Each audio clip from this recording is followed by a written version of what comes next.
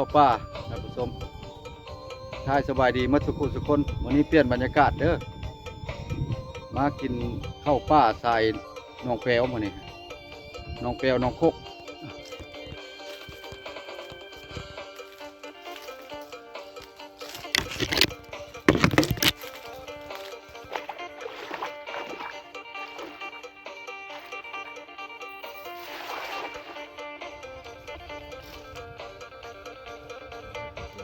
เตรียมอุปกรณ์เครื่องหาปลาเพียบมานี่เนาะมาหักทิศเป้าหมายเพราะว่าเพิ่นเฮ็ดหน้าใส่ละลงมุม ลงมุมมีมองแน่มีแห่แน่มื้อนี้ทางน้ำก็ยังไหลใส่มองกันแล้วใบผมโอ้ยน้ำยังไหลมื้อนี้มาหากินพี่น้องเอ้ยมาพักผ่อนหย่อนอารมณ์กินข้าวป่าใส่นั่นสายหนองอันนี้มื้อนี้สายหนองคกเนาะเครือข่ายของสายหนองเท่าสายถ้ำป่าเสื่อมเพิ่นเฮ็ดให้เฮ็ดนาใส่แล้วพาได้ลงหาบ่อรถไว้เดี๋ยวเป็นให้เป็นหน้าเมื่อละผมเขาเจ้าบุกเบิกเฮ็ดนาเมื่อละจะเก้าแล้วเอารถเข้าไว้ในเพิ่นเลยโอ้วันนี้น่ะสิมาพาเดี๋ยวไปหากินลงหนองในน้ำก็ยังหลายอยู่ข้างรถหาบ่อนไว้รถก่อนเด้เนี่ยโอ้เอามองมาใส่นี่ปลาน้อยหลายอยู่นี่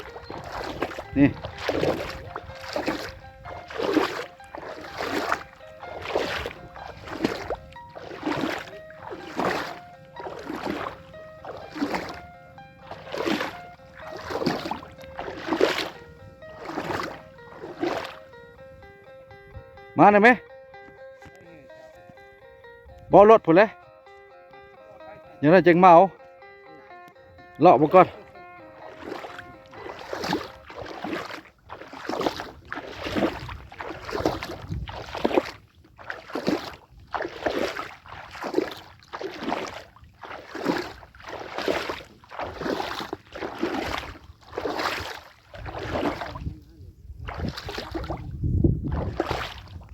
นี่เอาแห่มาปกหินนี่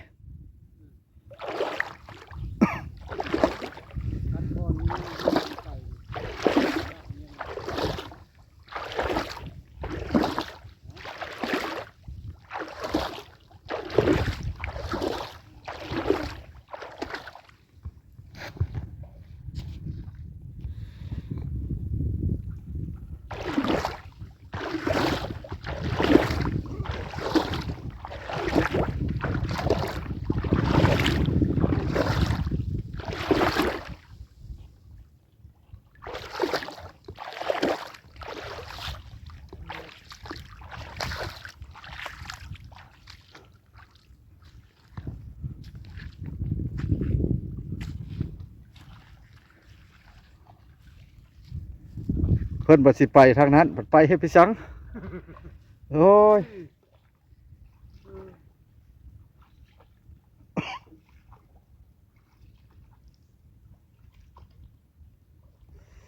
น้ำถือว่าน้ำยังหลายคนบนลงหลายอันนี้บอกเขาเจ้าหาดังไฟกินข้าว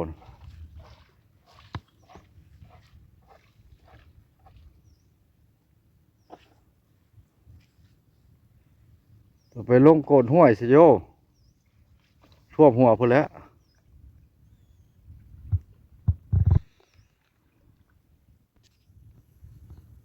ห้วยก็เอานะเอาดุดตัวหลงเนาะแค่อยู่นี้เนาะ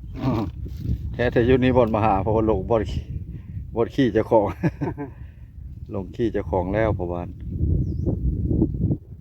เห็นน้ำแห้งแล้วพูดแล้วพุ่นปลายหินพวกเจ๊พวกได้เขาเจาะบอลอันนี้นักเห็นละปลาใหญ่เมื่อไหร่ โอ้แห่ครับงูเนาะ แห่บางข้างๆแห่น้อยเลยมีแต่เห็ดตามกระทึงกระท่วมนี่แหละ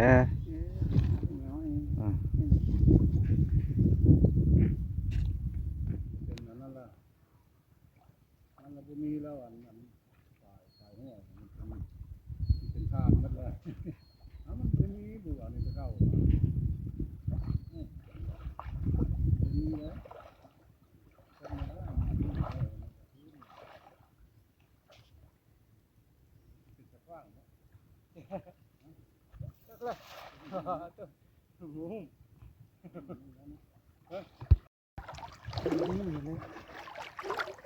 ข้าวนี่มันจะตีนครบเนาะ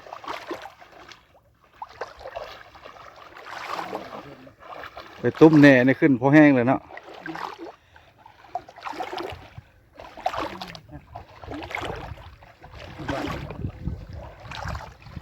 พอลงเขาไปดีทำเลย เตาะตีนเขาเอาเตาะตีนเขาเตาะแล้วอุ้มขึ้นหมดเลยที่เนี่ยนี่อุ้มขึ้นลองเมืองบ้านหนึงกับหูแล้วล่ะ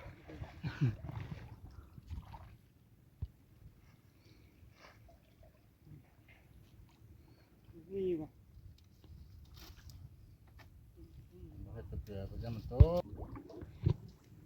โอ้ยน้ำยังหลายมีแต่บัวปีนี้บัวหลายโพด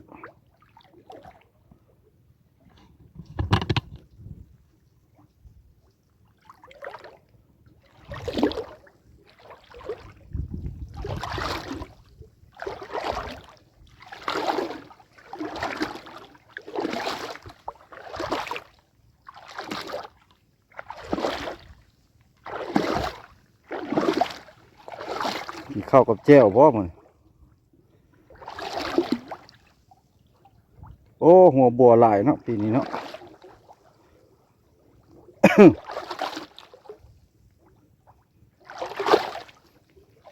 บัวขี้แบะ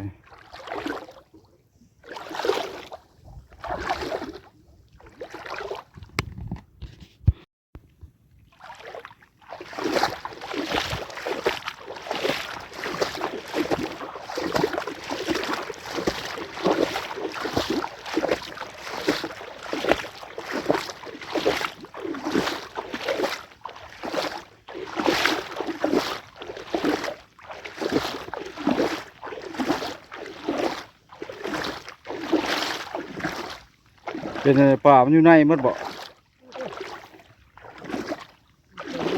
ที่มันจะขาด โยคาแล้ววะเฮ้ย โอ้น้อยใช่ไหม เอาเด้นี่มันตาย เขาสดเนาะ โอ้ย เจ้าว่าเขาสดมันเราบ่จักตัวใหญ่มั้ย นี่เลย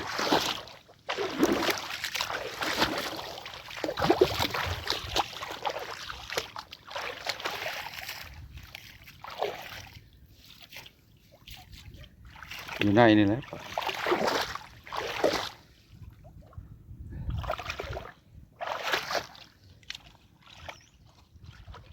แปดมันเนาะเขาดุดเฮ็ดหน้าหมด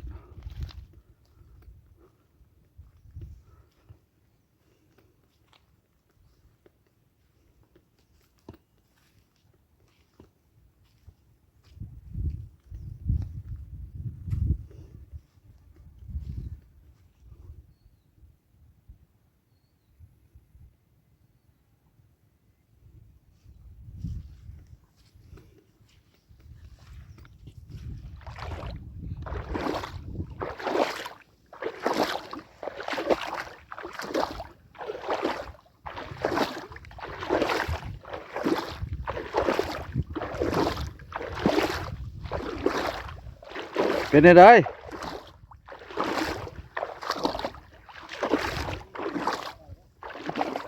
ย้ายบอดนะไปย้ายไปลงบอดอันนั้นพูน้องถ้าเข้าไปพูอันว่ามันมดมันบ่ได้มดนะน้องพัตติพะนะป่าน้อยฮะนะเพื่อเวลายังหลายเนี่ยเชื่อเขาเนี่ยเฮ้ยคัดเดือดที่ก็ยังไปเอาปลาคาล็อกมันง่ายสัมปลาน้อยนี่เถอะพอได้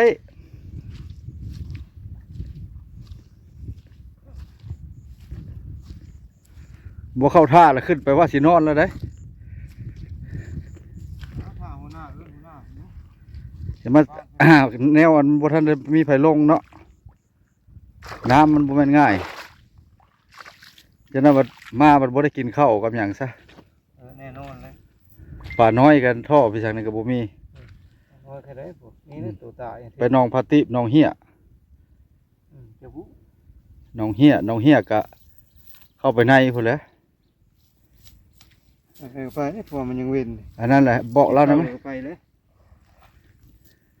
ครับแล้วก็ไปเส้นเลยได้ มันบ่คือเก่าแล้วแต่เก่ามายังว่ามาสุดนั้นยังว่าเดือน4 เดือนนี้ครับมันบ่ไหวแล้วอันนี้เพิ่งเล่นผู้ที่น้อ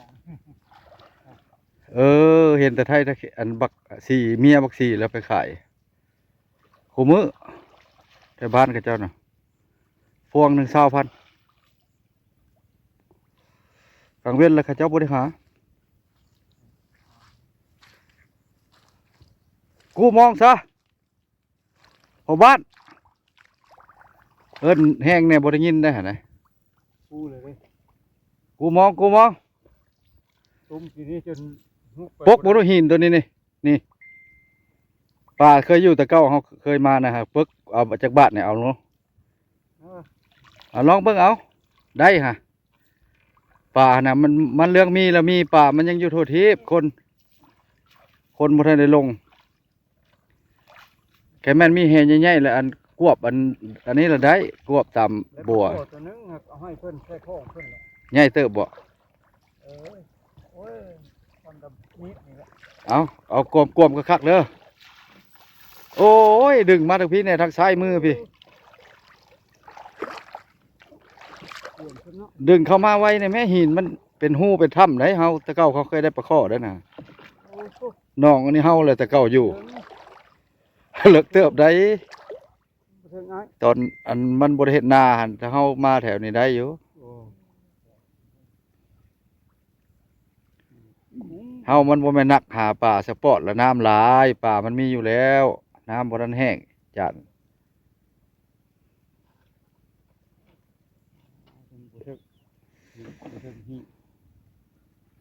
เฮ็ดน้ำปลาใหญ่ละได้แล้วคือเขาเจ้าพอฮะ บ่ได้บ่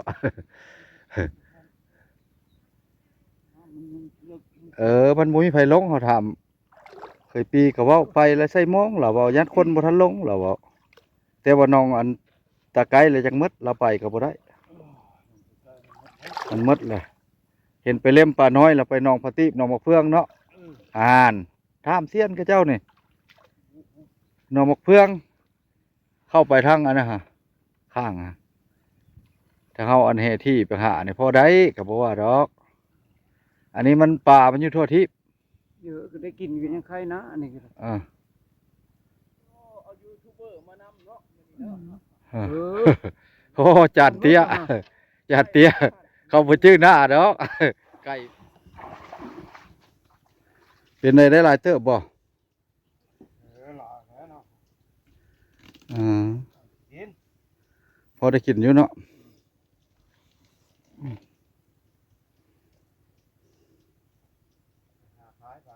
เสียวเหือไปบ่บัดนี้โอ้เขาเฮ็ดนาแซงมาเนาะนี่ก็ได้เป็นนาเป็นให้เป็นนาหมดแล้ว วิวธรรมชาตินี่หมดละมีแต่เป็นของบุคคลมันละ